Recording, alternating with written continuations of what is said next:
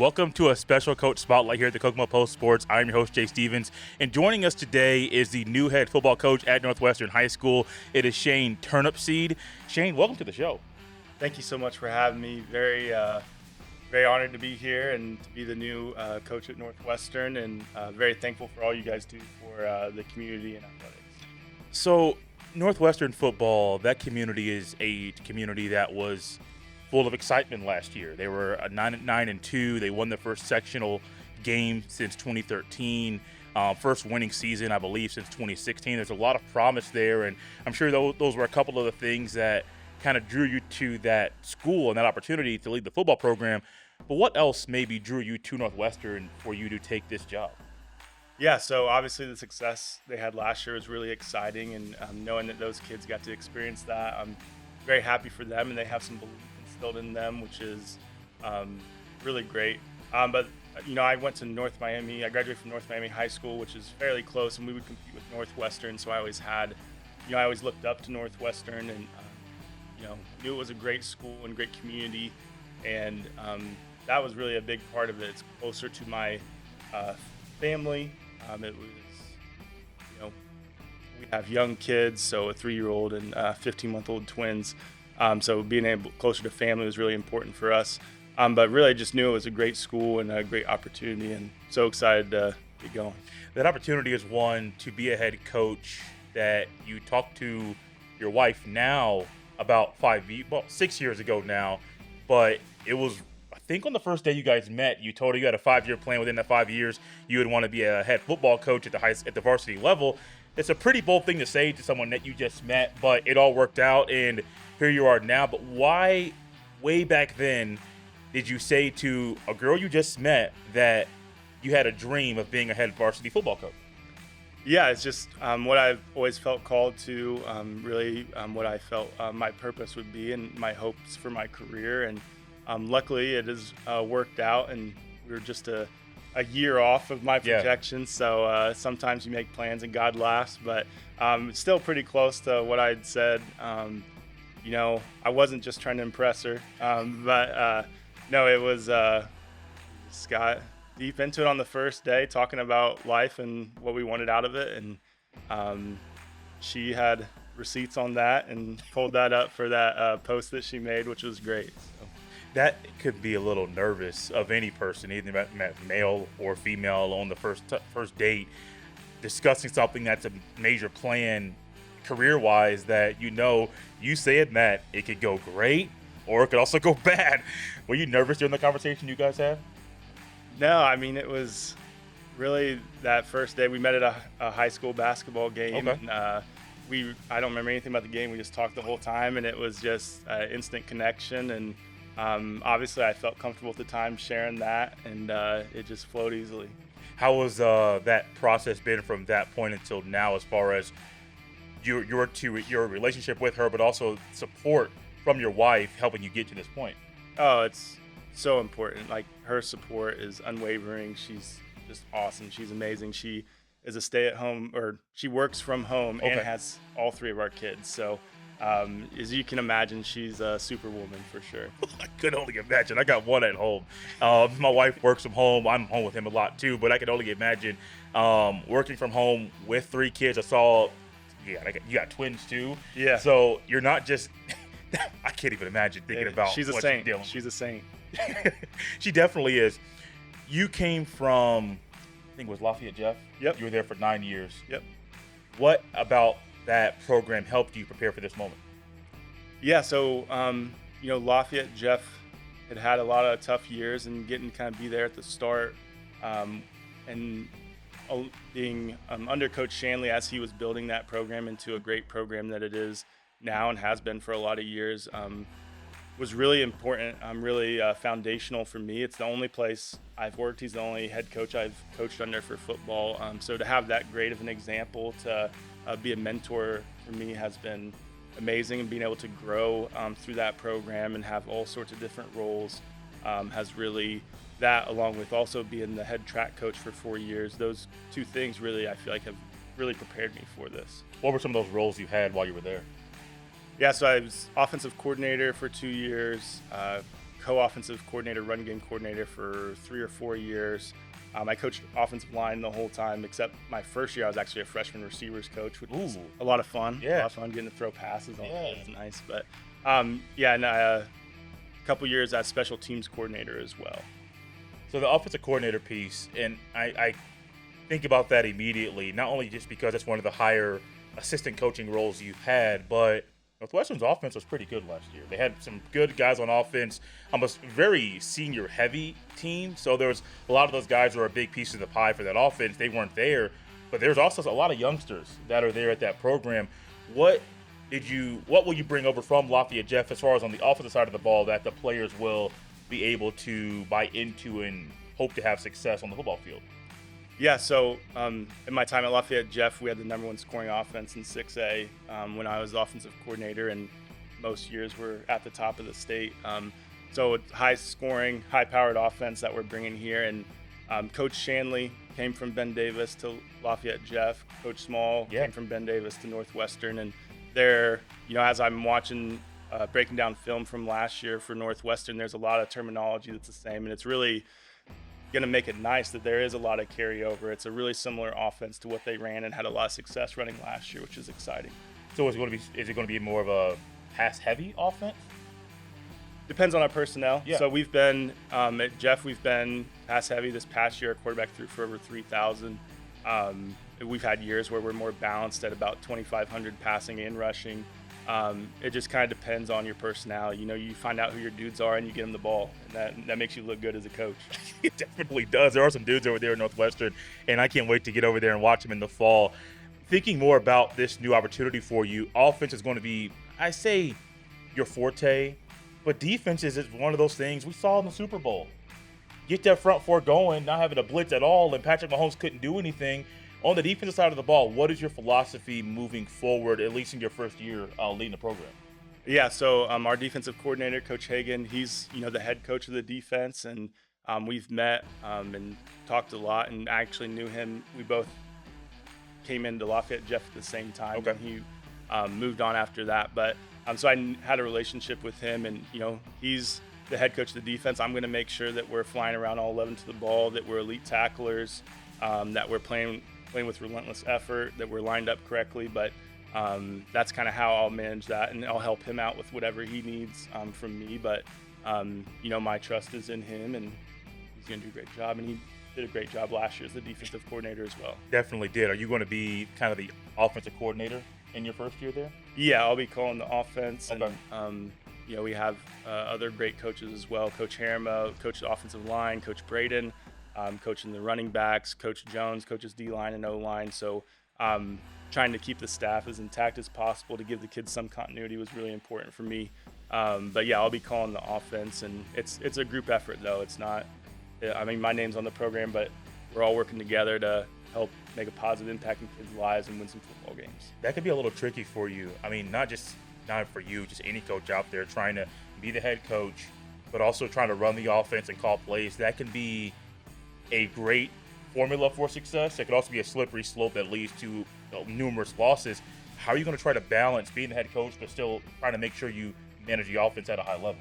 Yeah, so I pride myself on being very organized, very efficient. You got to be able to do those things, and then you got to be able to trust your staff. If you surround yourself with great people and you can trust them to do their jobs, and it makes your life a lot easier.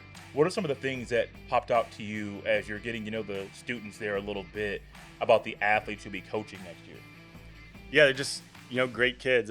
This is my second day in the building, but I've met a lot of great kids. Trying to learn all their names, it's tough, but just a lot of great kids that work hard.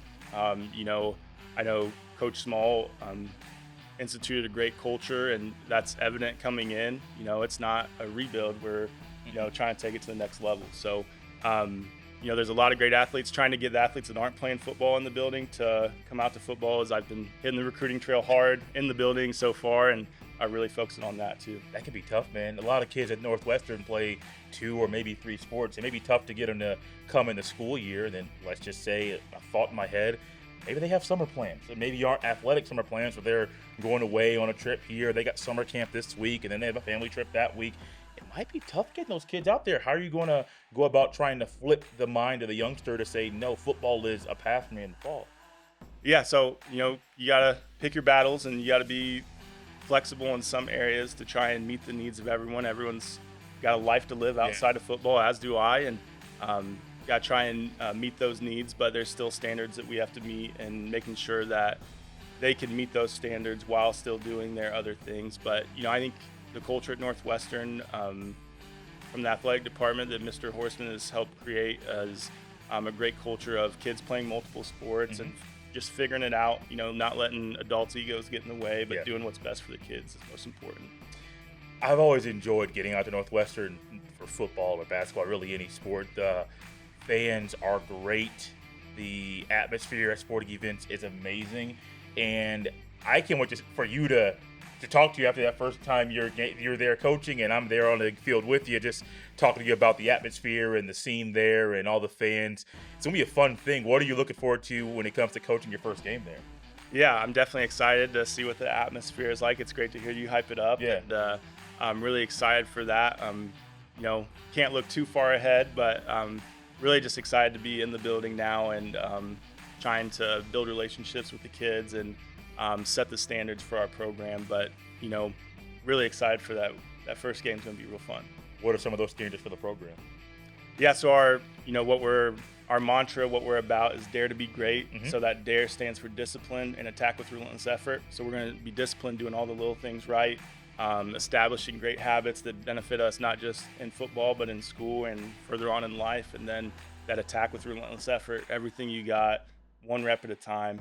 That's how you get better. So that's what our culture is going to be built on, and just doing the little things right. We're going to hold kids accountable to those standards. I like that. I like that a lot. Let's go back a little bit, not to the Lafayette Jeff days, but even before that. You were a part of a football team at the University of the Cumberlands that was a national runner-up in 2013. What memories stick out from your playing days? Yeah, it was just a lot of fun. We were always good, always had winning records at Cumberlands, but my senior year, we knew we had a lot of talent coming back. We had a couple guys, like 3 guys that were in NFL training camps after that year, had a lot of talent, and it was just a lot of fun. Winning's fun, especially once you get into college. It's a grind, and as long as you're winning, it's really fun. And that year we were undefeated going to the national championship game, and unfortunately lost to Grandview, but such a great experience, great memories, and still trying to make it. We went back down last year, still trying to make it down there some and experience that. It's awesome. I bet it is. I'm sure it's going to be fun for you to lead this football program, and I can only imagine there may be a kid or 2 or maybe 10 to try to push you a little bit and try to push you a little bit further to test your competitive nature. It may be hard for you to hold back when you are the head football coach and not trying to compete every single week, but I'm sure there are going to be some kids that are going to be like, oh, you used to play? Let's try and play this game, or let's try and play that game. And I'm sure that will be a fun time for you to lead the team and to pull out some of that competitive fire in a different way than it was when you were the OC. Now that you're the head coach, is leading everybody. I can't wait to hear some of those stories and to see maybe some of those competitions in practice that you and the kids have. Yeah, it's going to be exciting, and I'm excited for that as well. So you've mentioned you are leading the weight training at Northwestern moving forward. What types of programs are you using in the weight training class there? Yeah, so we have a upper body day, lower body day focus, where we do 2 upper body days a week, 2 lower body days a week, and then something that I'm bringing with me that I really believe in is sprint training. Working on those techniques, but sprinting. We're starting tomorrow with starts and getting that ironed out. But we're going to be sprinting throughout the week, and try and get to 2 days a week where we can sprint, because it's the most explosive thing you can do, and speed kills, especially on the football field. Man, you talk about sprinting. I think back to when I played at high school, and there were some times summer conditioning. Tim Barthel had us out there on the track. It's just June and July. It was stupid hot. But, man, he had us out there, and we were running hundreds on the track and 200s. And I hated the 400, but they said we had to do it anyway. And I'm thinking, there is no reason for me to be doing this. I'm a lineman. There's absolutely no reason. And then all of a sudden, like, well, get off the line. I'm like, okay. And then I noticed getting quicker and getting faster and using those muscles with getting off to try to sprint, using those on the football field. That connection works, and I like that you're doing that. because I do see a connection between the sprinting aspect, not just speed kills, but using those quick twitch muscles in sprinting and workouts. That stuff definitely helps you on the football field. Why though? Because I know so many people don't even try to use sprinting in workouts. Why have you gone that route when there were so many others to choose from? Yeah, I was the head track coach at Lafayette Jeff for 4 years, and really we had an emphasis on that. We used a program called Feed the Cats, which is a max velocity training approach. And we're not going to be running hundreds, we're not going to be running 400s, but we're going to be running 30-meter sprints, building that max velocity, that max speed, and trying to take people's ceilings of where they're at now and trying to raise those ceilings so that when you're in a game, when you're tired, you're not as fast, as still faster than other people because you've been sprint training at that max velocity. I dig that. Are you looking forward to getting closer to home? Yeah, it's gonna be great. My mom retires in August. Congratulations. So congrats to her. So she'll be able to help out more with her grandkids, which she loves to do. So it'll be nice being 30-ish when it's closer to them for sure. I bet. My parents live an hour away. They live down in Indianapolis, and I know my mom, if she could be a little bit closer, she would see her grandson a little bit more. Trying to get her up here this week. Had to make some changes at the very last minute. But I know she would be up here a whole lot more, and I know your mom's going to be looking forward to seeing those 3 grandbabies a whole lot more than she used to, because it's fun. It's a lot of fun there. Yeah. What is a joy of yours that you have outside of your family? Outside of my family, I really don't care about that many things. I care about my faith, I care about my family, and I care about football and education. And that's really, I'm a sports fan. Yeah. I care about, I'm a big IU fan, Bolts, Pacers, Cubs. Not many of those have brought me much joy lately, but I love sports. But yeah, I don't have a lot of hobbies. I put everything I have into those main things. You said IU. A lot of IU fans are happy and upset about the things that are going on right now with Mike Woodson. Who do you think should be the next basketball coach of the Hoosiers? I mean, my choice is Brad Stevens, but I'm not sure. We'll see. The Celtics are a pretty good organization that he his current employer.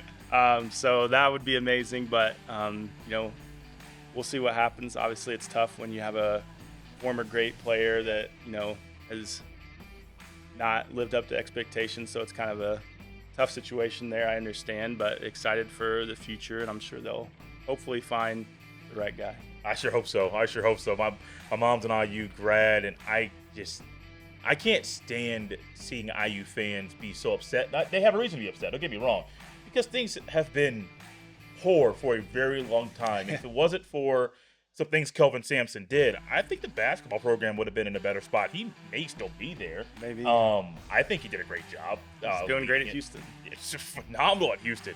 Maybe they can get him back. Maybe they can say no. Let's just. Everything else didn't happen. That door may be closed. It might be. What are some last thoughts you have about leading Northwestern's football team in 2025?